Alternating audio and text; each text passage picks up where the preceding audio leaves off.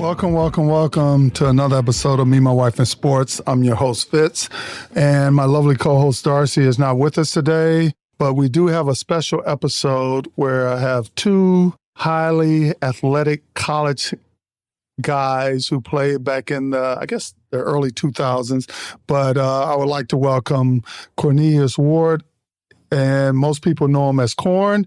He went to Miami of Ohio, and welcome, Corn. Glad to be here. Appreciate it. All right. And our next guest is Fitzgerald Bobo, who also played at Miami of Ohio, and he goes by Fitz. Welcome, Fitz. Hey, how you doing? Everybody calls me Bo, little Bo to be exact, but I'm glad to be here. And if you guys remember, we had his son on early on in the year, who was Camden Bobo, who's soon to be out in college in the next couple of years. So remember that name. All right, let's get started here. Now, both you guys played football in the college arena and had good careers. My question to you, based off this past draft in the college arena going into the pros, do you think it was a good draft class? Corn? I think this draft class was a pretty good draft class. Had some nice quarterbacks that came out. I mean, obviously, Shedeur should have been drafted in the first. But, things I kind of disagree with you on that. Okay. Shedeur was a good quarterback, don't get me wrong. Mm-hmm. But I don't think he was a first-round quarterback. Maybe second round. Well, I'll take it back. Even late first round. But they were hyping him up. He had good numbers, don't get me wrong. Mm-hmm.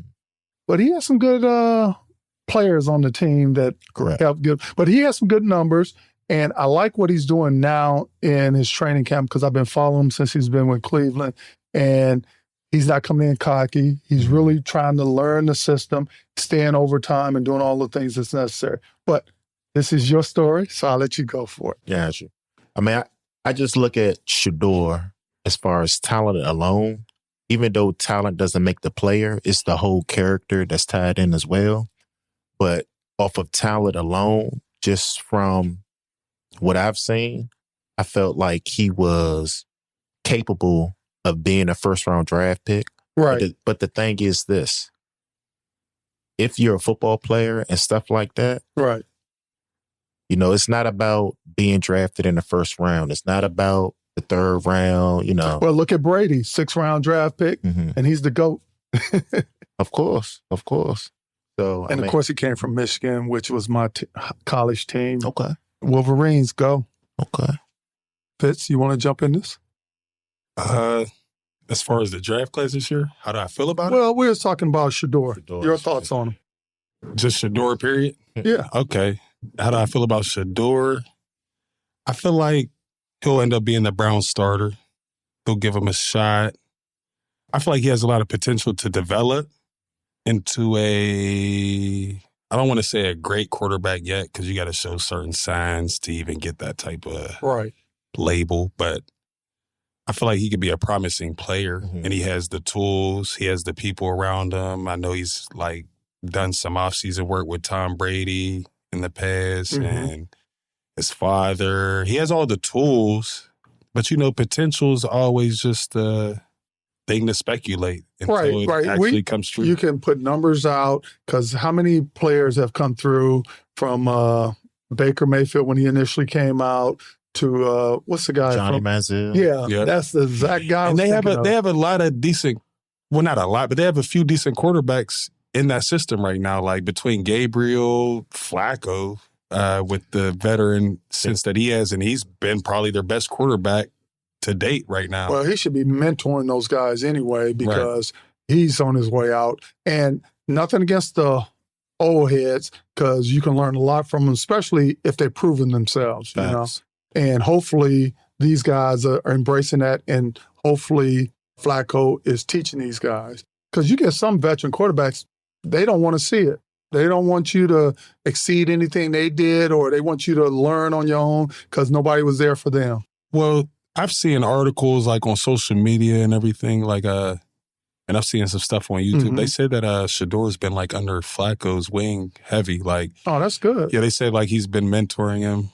well, not they, but like I've seen articles, like I said, Right, and social right. media posts and different informational stuff that says that, like, I guess he's taken a liking to Shador and Flacco's been having him under his wing. Well, regardless whether Shador starts or not, the Browns going to see an uptick in sales. Matter of fact, Shador is the highest, I think either the first or the second highest jersey being sold out of the rookies class. Which is what everything is about today, like money. Yeah. Shador's, Yeah, go ahead. Shador's definitely going to bring the market. I mean, as far as like sales, stuff like that, people are going to want to go see him. You know, him being Deion Sanders' son, Right. stuff like that. Like the market is already going to generate revenue, Correct. stuff to the team, Right. and definitely his individuality. Oh, definitely, definitely. And people got to realize too, it's not a science. You can have all the stats or do well in college. It doesn't always translate into the pros, because the way I look at it, and again, I'm not a football expert, but everybody in the pros are fast. The linemen, you know, in college, your linemen 300 pounds, 280, 290, they ain't moving as quick as the running back or some of the other players. But in pro, when you get a 300-pounder moving just as fast as, you know, at 4'8", 4'9", even 5, 40 speed, you know, come on. Yes. And the impact, to get hit by somebody with that solid weight, muscle, yeah, it's a whole different ballgame. But I'll tell you, I'm excited. And I know, Corn, you and I are both Dallas fans. Yes. Fitz, I know you're not. Steelers all day, baby. Boo. But for Dallas, no, it's all good because I embrace every team and the players and the coaches, and not so much the team as a whole, because I'm always going to be a Dallas, but I do love players like Jaden Daniels here in the DMV, which I'm not a Washington Commanders fan, but I do love to watch his game. And see, that's one thing I respect about the Commanders. I will root for Jaden. Maybe not the Commanders as a whole, their whole organization and stuff like that. Right. But I will definitely support Jaden. I mean, I look at Jaden. He succeeded past RG3. Yes. You know what I mean? You know, I was never a fan of RG3 because I used to watch him, and when I kept seeing him, even in college, he hurt himself without being hit. How do you do that? Right. And I just never was a big fan of him. And then looking into his personal life, and I only can go by what the media shows us, because, you know, they only go show the bad half the time or majority of the time. But I just wasn't feeling his personal life like it's, and I could be wrong, but what I read, that when he went to Cleveland, he ended up leaving his first wife while she was pregnant and ended up hooking up with his current wife. So little things like that bothers me. Now, of course, in my heyday, when I was a college athlete or a high school athlete, we all had fun. But as you get older, you start to realize what's important and what's not. Right. And when I look at these players, I look at the whole package and not just what they produce on the field. What do they do off the field from a personal standpoint, as well as a standpoint where they're giving back? And I get it. We're all humans. We all have faults. Right. So I look past that. But some things can be controlled. Facts. Mm-hmm. I agree. All right. So we all agree that Shador is, I think, up and coming and doing well for himself. But whether Cleveland's going to be a contender, I say no. That's just me.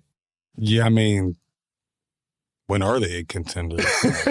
Shador's not the best thing that came through there. Yeah. But, you know, it all starts with the quarterback, in my opinion, because they control where the ball goes. They had better quarterbacks than Shador there. Oh, I agree. Yeah. But you got to take in the whole account, too. The GM, the coaching, and the system that they're being coached in, and the quarterback abilities themselves. Because I thought Baker Mayfield was excellent. I think he found a home with Tampa, because I think he's doing well with them. And sometimes it's about them maturing. Yeah. That's all you got to say, yeah. I mean, I'm just listening, like, there wasn't much to say, but yeah, you're not wrong. All right, moving on then. Who do you think is going to be the contender for the Super Bowl this year? Corn. Great question. On paper, and also from what I'm hearing. Mm-hmm. I like the Ravens. Okay. I like their squad. I like Lamar Jackson. Mm-hmm. I like the defense that they have Right. coming back. And I think defense usually wins it for most teams that win the Super Bowl anyway. And I think that's true across all sports, basketball as well as football. So. And I'm just going to focus on their offense. Okay. When I look at Lamar Jackson, like they have a dominant team as far as like their offense. They're very explosive. Right. Lamar Jackson can pretty much do anything on the field. But the thing about it is it's all about showing up during a postseason. And so you also got a running game, Derrick Henry, who in my honest opinion, top 3 running backs in the league. Now, do you think Derrick Henry is going to produce like he did last year? It's almost like he had a chip on his shoulder last year. Do you think he's going to come out with that fierceness this year? Because I know I think they've given him another year on his contract with some extra substantive money. But do you think he's going to produce as well? I think it's possible that he'll produce as well. I mean, he was the number 2 running back last year? Yeah. Right behind Saquon. Right. Saquon didn't break out the way that he did the last, 3 or 4 games. Right. Derrick Henry probably would have been the best running back this past season. Gotcha. But as far as like their explosiveness on offense and stuff like that, I feel like they could do just about anything. Derrick Henry, he's a beast. I never seen no running back like that. Modern day football. Right. It's like the 100-yard games and stuff like that. But as far as AFC, I'm gonna say the Ravens. And then for the NFC, I'm gonna put that on hold right now. Okay. Because I don't want to be biased on I don't want to be biased. I'm a Cowboys fan. I don't want to be biased about it. But as far as AFC, I'm gonna say the Ravens. Okay. I think that's a good point because I think Lamar got a lot to prove and they came close. And I think they did some good pickups during the offseason to help them out. So I agree with you totally on that. Now, the NFC, I'm with you because in my heart, I want the Cowboys to be there, but in reality, I know they won't. But it's good. The NFC is going to be a run because I don't think it's any clear-cut winner for the NFC. Man, and on top of that, whoever usually had the better record, make the playoffs, at least the top 2 teams. Right. In the NFC. Right. Well, I think that the Chiefs will be deep again this year in the playoffs. So I think they have a good season too as well. So what do you think derailed them last year? Nothing really derailed them. It was just, hey, you might have had a bad game on a Sunday. Okay. That's all. It was just like it happens because they had a great season. Because I felt that Kelsey wasn't the normal Kelsey because that was his go-to guy. Right. I mean, Kelsey had been hurt a lot of the season. Like, not a lot of the season, but he was hurt towards the end a lot. So, and I don't think their line was sufficient because Patrick got sacked a lot this past year. Yeah. More so than I've seen in the past. Kelsey with the injuries and then they weren't really connecting a lot towards the end of the season. Kelsey's good for at least 100 yards, close to it, a touchdown or 2. Who was their running back? Was it Hardman was like a receiver, wasn't it? No, Isaiah Pacheco. Pacheco, that's or however you say his name. He's good. But he had injuries too. Yeah, that's what I thought. So they dealt with that and still did what they did. That's exactly what I mean. So imagine when they're healthy again, starting next season, they're probably adding pieces. Right. Even if they're getting rid of pieces. And at the end of the day, I feel like they're still the same team that's going to still be there. Okay. Super Bowl wise, anything can happen. You get in that NFC, AFC championship and then you lose or you don't even get there at all. But I feel like they could be there again, right in the mix. So when they're in the mix, there's always a chance they win it. Let me ask you guys this, and since you brought up Patrick Mahomes, do you think Patrick Mahomes is like the next Brady? Because he did win a Super Bowl real young. I feel like he's his own Brady. Mahomes. He's his own Brady. There is he's trying to be Brady. He's Patrick Mahomes. Okay. Because there's going to be kids that want to be Patrick Mahomes. Yeah. And they're not going to say he was like a LeBron to a Michael Jordan or Kobe. It's not the same thing because they're 2 totally different styles of play. When I say next Brady, I mean longevity-wise and game-wise. Not so much he's mimicking or doing whatever, but he's having legendary status like Brady. Okay. If you want to put it like that, but they're 2 totally different players. Oh, I agree totally. Yeah. Similar mindsets, clutch players is who you want to have at quarterback. And I feel like Mahomes might be a little better than Brady. That's why I say that because Mahomes, I seen him work with teams, like you said, the line, this and that, and he just does it. Brady will not have no. If you don't got no line for Brady, Brady's not doing it because he's not athletic. I agree. Mahomes is more mobile, but Brady has. He's more of a playmaker. Just forget mobile. He's more of a playmaker than Brady.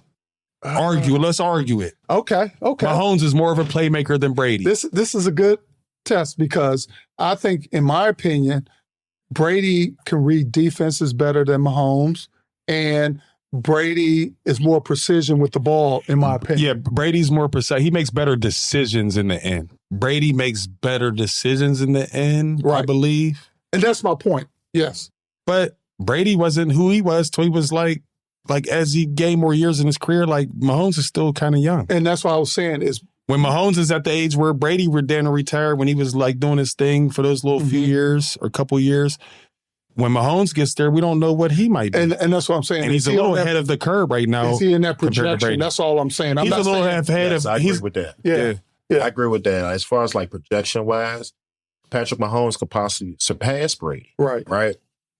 Him being so young. Yeah. And stuff like that. Like, he has a great opportunity. Him losing the Super Bowl this past year, I mean, it kind of... It can't do nothing but make him more hungry. Because he's already been there too and won a multiple back-to-back at that. Right. You know how hard it is? Right. He almost had a shot at three-peat, and it's like, that's never been done. So, honestly, I feel like a lot of politics played in that. You know, one thing about it, we're doing all this speculation on players and everything. We are not taking consideration that it is a rigged game that we are talking about. So we could talk about how things may play out, may not play out. There's always a little funny factor in there that we don't know about. Because I feel like he could have three-peated, played the Eagles. The Eagles did their thing too, but they were very beatable, especially by Mahomes and them. And it's like, it didn't happen. Right. I don't feel like they were going to let it happen, even if it could happen. And you got to remember too, whether it's basketball, football, tennis, or whatever, the people who controls the organization that controls everything, they decide who's going to be the face. Come on. You know, because give you a perfect example. I don't know if this is basketball. I don't know if you guys remember when Kobe Bryant got in his trouble when he was in Denver and all that. At the time, they were trying to make him the face of the NBA because Jordan was on his way out. And when he got in that trouble, they pulled back, and then LeBron got thrusted in the spotlight. So I get it. And it's like anything else, it's a business. Because I don't know if most people knew it or not, the NFL was a nonprofit organization for a long time. That meaning that they couldn't collect a profit. They had to, all the money they made had to go back in the organization to have everything function. But about, I don't know, I can't remember exact, so don't quote me on this, about maybe 15 or so years ago, became one of the biggest they pulled businesses their nonprofit and went into basically that they're open there, they can pay salaries and make a profit in their business. So things have changed in all sports these days because, as we know, it's about the dollar. Yeah, I mean, it's trickled down to the college game. You see that? Oh, yeah. So, well, even when you go down, I know we're digressing a little bit, but even when you go down to now that you have the NIL in high schools, you know, who would have thought that? I wouldn't have thought that in a million years. I figured college, it would change because I know it was being pushed. But high school, I would have never thought that. And the NCAA, I tell you, and I'm going to take you guys way back here. Okay. Now, I went to college in the 80s, 82 to 86. And back then, when the NCAA would hit a school and say violations, even I went to Duquesne University, we got hit with a violation, a recruiting violation. But if you think about it, now, even in your era, you guys' eras, which was 2000 and so forth. Which is the pre-era to what's going on now. So we got a little taste, but we were like right behind everything that's transpiring now. We should have been right in there. But if you think about it, that moving forward, the NCAA used to put schools on probation, and it was always a school that wasn't a big name that you hear about. Yeah, your Kentucky's okay, you're losing one scholarship, but that doesn't affect Kentucky because Kentucky's not actually going out recruiting. The recruits are coming to them because of who they are, especially back in the day. Syracuse the same way. Perfect example, Jimmy Boeheim, not too long ago when he was coaching, he got suspended for a recruiting violation and NCAA violations and so forth. But back in the day when I was going, you wouldn't have seen that because they were a powerhouse, and those powerhouse schools were funding the NCAA as a big organization. So why would I nix Duquesne or Kentucky? Who would I make sit on the bench and not get funded? Duquesne, because Kentucky fans, produce, and all that go to bring in money. So, but now, because talent is so widespread, and of course, when I was going through, you didn't have the mechanism like social media to know this guy in Timbuktu who's the best basketball player. Now you could be from a town of 10 people, but everybody know about you. So I get it, and it's a different business now since I went to school and when you guys went to school. So what's your thoughts on seeing all the changes with the NIL and so forth? So Corn? just seeing the changes with the NIL and stuff like that. Me and Fitz era was more so the or the NIL came out and stuff like that. So we had a situation where NCAA, they paid us out. Oh, really? NCAA, they wound up paying us out. I don't know. Give us a backstory on that. Fitz, you can tell me if I'm wrong. I forgot to. Yeah, they so they did it. They brought it back again too recently. So, because back around 2012 or so, there was like a group of kids that played Division I ball. I'm not sure their exact names. Out at Northwestern. I'm not sure their exact names or anything detail wise, but it's not hard to figure out and just research. But there was a group of kids that played college ball, and they actually went to court with the NCAA and basically fought against the NCAA fought for rights for players to be paid. And they ended up winning the court case in the end. It was like a year-long or so process, and they ended up winning the court case. And what happened? sport was it? I mean, it's for all sports. Oh, okay. I mean, they were fighting for all sports. I think it was really mainly football, but they were fighting for Division I sports athletes, basically. So you reminded me. So it was basketball, football, swimming. It was lacrosse. It wasn't like every sport, but it was definitely Division I. It wasn't every sport. What it was, I think, with football, they wanted to unionize.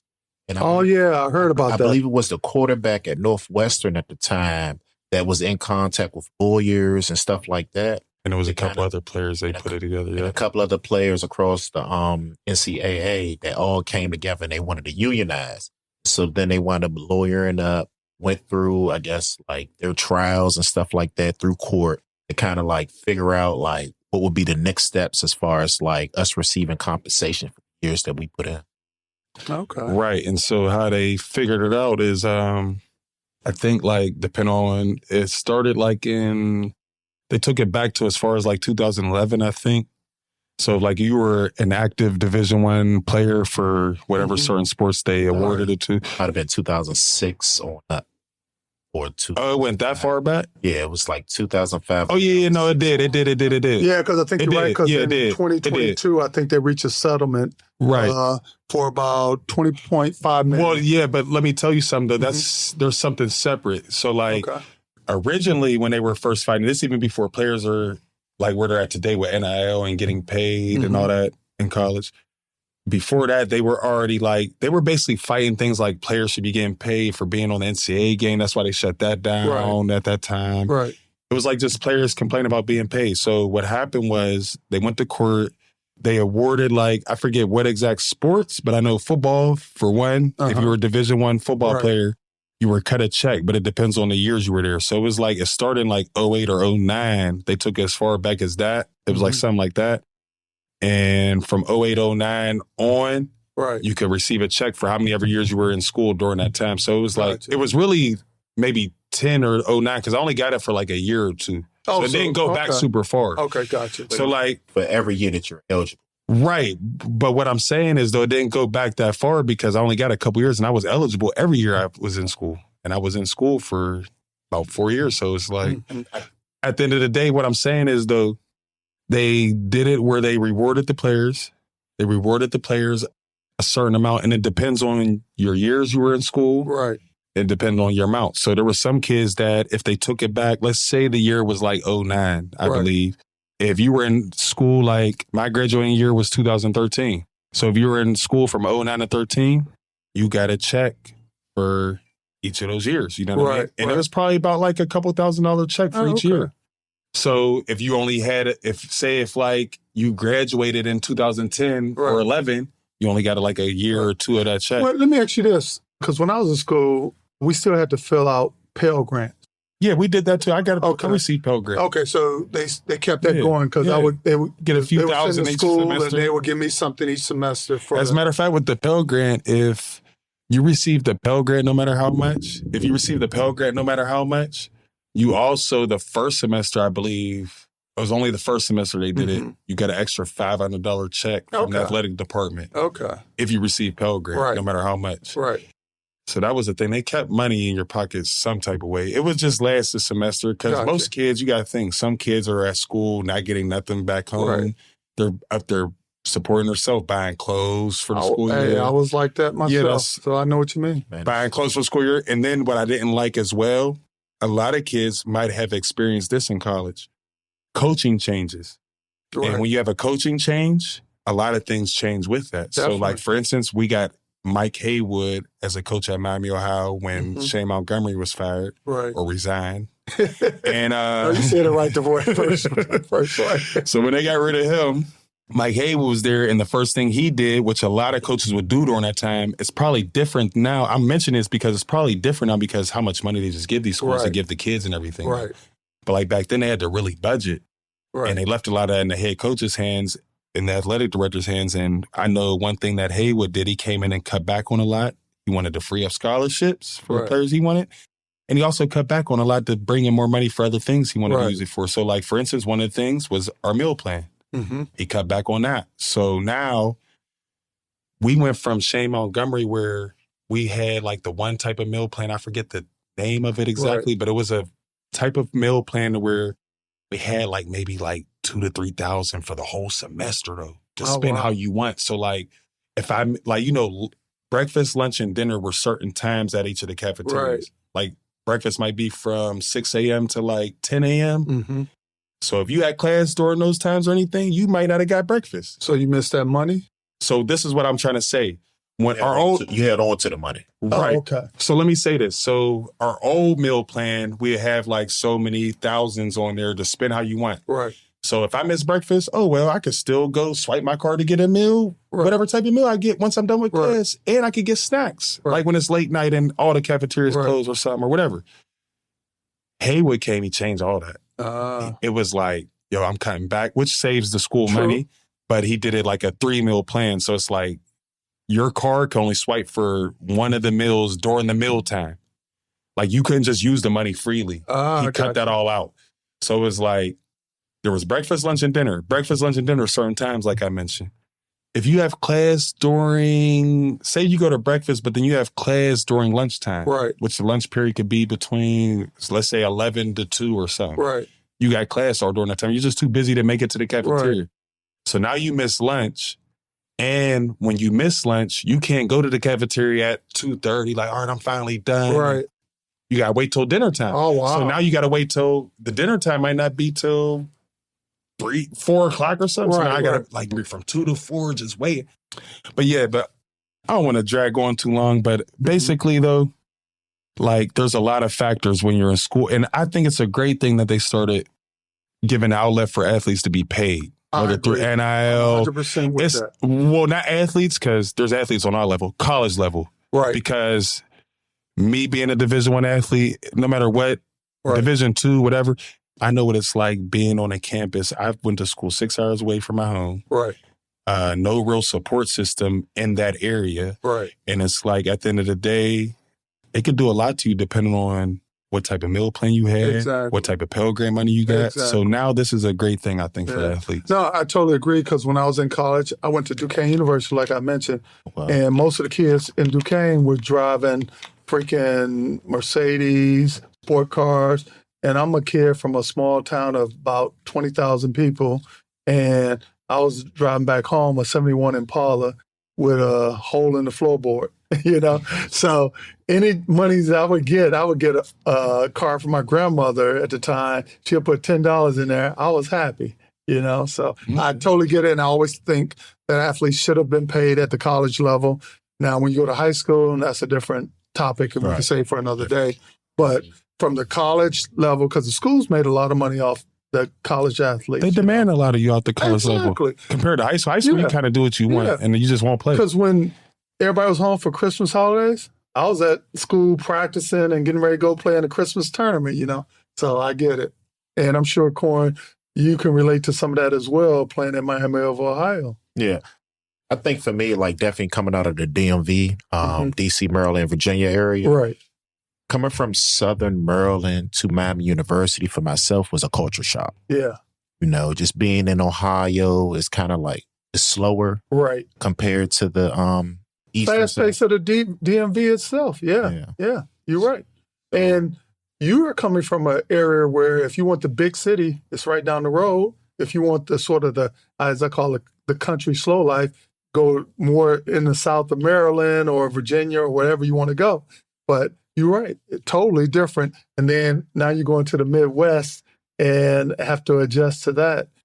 And unfortunately, you have in certain circumstances, I'm not going to say unfortunately, but you have coaches who bring their attitude or their way of doing things with them. And if they're from a small town, they might treat you that way as well. Or if they're from a big city, suck it up and let's keep moving, So I get it. All right. Well, fellas, this has been great conversation. And before we go, I want to give each one of you a chance to just talk about something that you're passionate about that you want the people on the airways to know about. So let's start with you, Corn. So one thing I'm passionate about is giving back to our youth. Yes. I've been working in education for about 13 years now, 10 years in District of Columbia public school system. Right. But every chance I get, I try to pour back into my community. So I love it. Good. And, I applaud athletes, whether they move on to the next level or finish at one level and still do that, whether they had a 9-to-5 job and still give back, whether it's coaching or just providing meals or doing whatever that can help maybe that one person move forward. All right, Fitz, what is something you're passionate about since your play days have been behind you? Just giving the youth.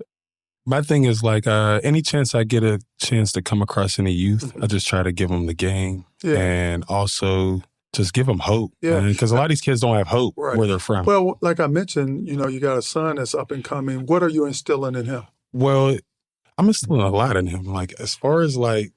If you had to pick out one key thing that you leave him with moving forward.